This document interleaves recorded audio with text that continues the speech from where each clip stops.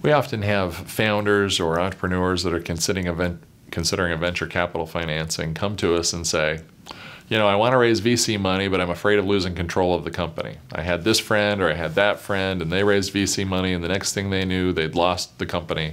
They were out on the street. In the meantime, the venture capitalists or others were taking the company forward. And by the time the company was ultimately sold, they often had very little to show for their efforts because they were diluted and had lost equity interest in the company. So how do I maintain control? Well, there's a couple of ways that venture capitalists seek to obtain control through a venture capital financing. The first is through board composition, and this one's pretty simple.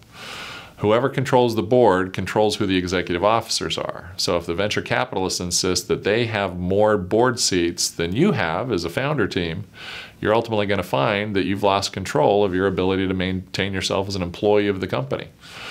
Thus, if you're going to negotiate a venture capital financing, you're going to want to make sure that you have majority control. If it's a board of 5, for example, you'll need to have 3 and allow the VCs to have no more than 2.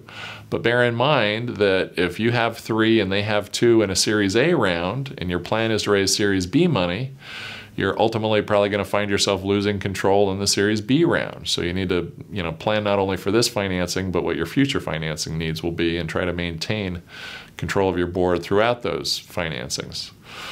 Also, I think you should be realistic about your chances of maintaining control through a B and a C round. And in truth, if your plan is to raise A, B, and then C financings, you probably are going to lose control of the board. It would be the very rare situation where a Series C investor is going to be willing to invest in a situation where the investors collectively don't have at least equal control over the board.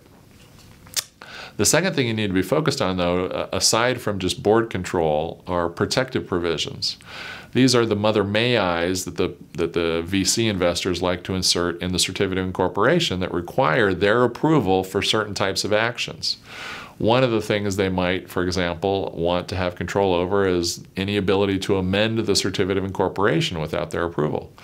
If they have that blocking right, then they effectively have the ability to prevent you from raising additional money without their approval, because you can't raise future funds without authorizing additional stock. And in fact, they may even ask for a protective provision to require their vote if you issue any shares. Again, this prevents you from raising further money without their consent.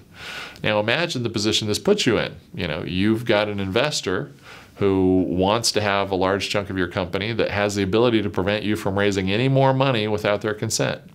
Well, if abused, this power could give them the ability to, force you to give them much greater rights in the next round. So typically, we try to have protective provisions in a Series A financing or in early financings that prevent the investors from being able to block future financings and do other things that could allow them to have an unfair advantage when we come to the table the next time.